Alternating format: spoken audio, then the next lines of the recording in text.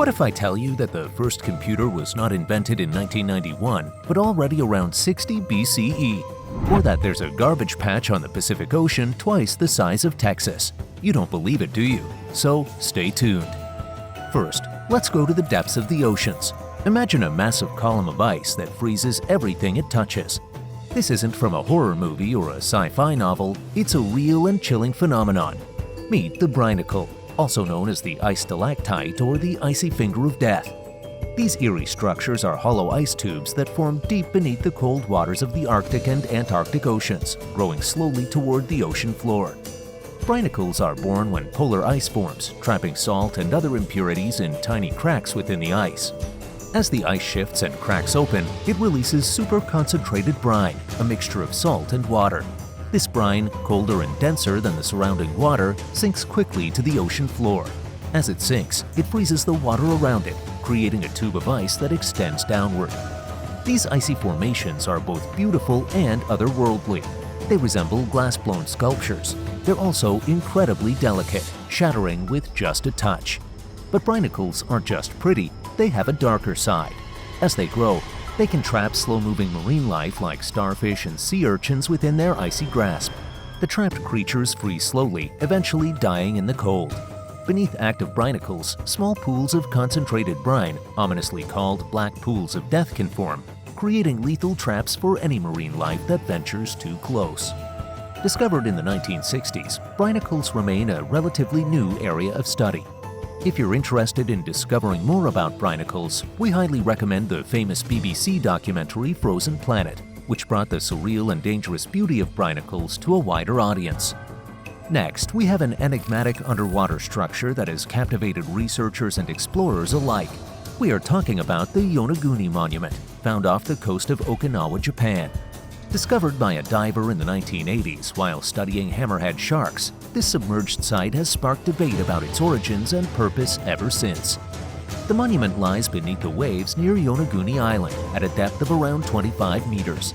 The structure consists of massive flat terraces, sharp right angles, and step-like formations that some claim resembles a pyramid or complex ruin. The features are striking and highly unusual, which has led to a variety of theories about its origins. One prominent theory suggests that the Yonaguni Monument is a man-made structure, possibly constructed by an ancient civilization that existed before the site sank into the ocean. The geometric shapes and alignments are evidence of human craftsmanship. They argue that the monument could have been a ceremonial or administrative center.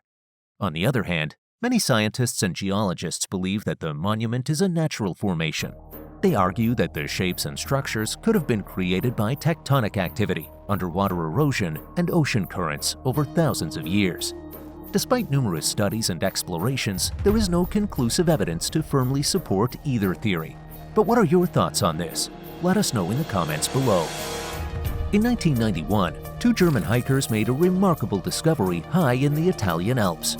As they crossed the Tisignac Pass, 10,530 feet above the Ötzi Valley, they noticed something unusual, a human body partially emerging from the ice. What they had found would soon captivate the world. Ötzi the Iceman, a 5,300-year-old mummy preserved in the ice. The summer had been particularly warm, causing the glacier to melt and reveal the body.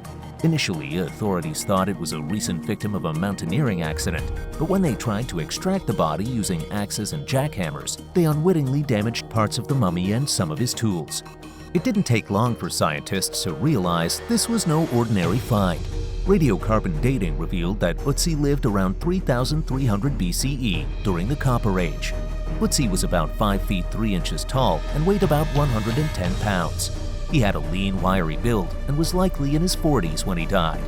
Intriguingly, Ötzi had 61 tattoos, made by cutting into his skin and rubbing charcoal into the wounds. These tattoos weren't decorative. They might have been used for therapeutic purposes, possibly as a form of ancient acupuncture. The circumstances of Ötzi's death have been the subject of much speculation.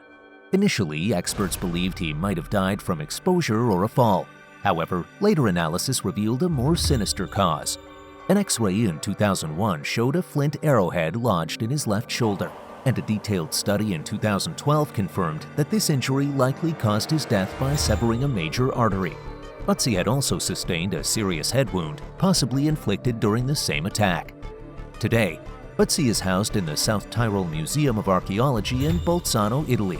He continues to be a source of fascination and study, providing valuable insights into the life of a man who lived over 5,000 years ago. His discovery ranks among the greatest archaeological finds of the 20th century, offering a unique window into a distant past. In 1901, sponge divers off the coast of the Greek island of Antikythera stumbled upon something incredible. They were exploring a Roman shipwreck, likely sunk around 70 to 60 BCE, when they found a strange corroded lump of bronze. It didn't look like much at first, just a piece of old metal, but when they brought it to the surface and examined it further, they realized they had uncovered something extraordinary. This lump turned out to be the Antikythera Mechanism, an ancient Greek device often called the world's first computer. It was hidden within a wooden box, and when carefully opened, revealed a complex system of gears and dials. Experts quickly understood that this was no ordinary object. It was something much more advanced than anything else from the ancient world. The mechanism was designed to predict astronomical events. It could track the cycles of the sun and moon, predict eclipses, and even model the movements of the planets. The precision and sophistication of this device were astounding. The back cover features a description of the cosmos display, which shows the motion of the 5 planets that were known at the time the device was built. For decades, the Antikythera mechanism remained a puzzle. It was only in the 21st century that researchers started to probe around. Unfortunately, only 82 fragments, amounting to around a third of the device, survived. This meant scientists have had to piece together the full picture using X-ray data and 3D scans. The inscriptions on the device helped researchers to piece together its purpose.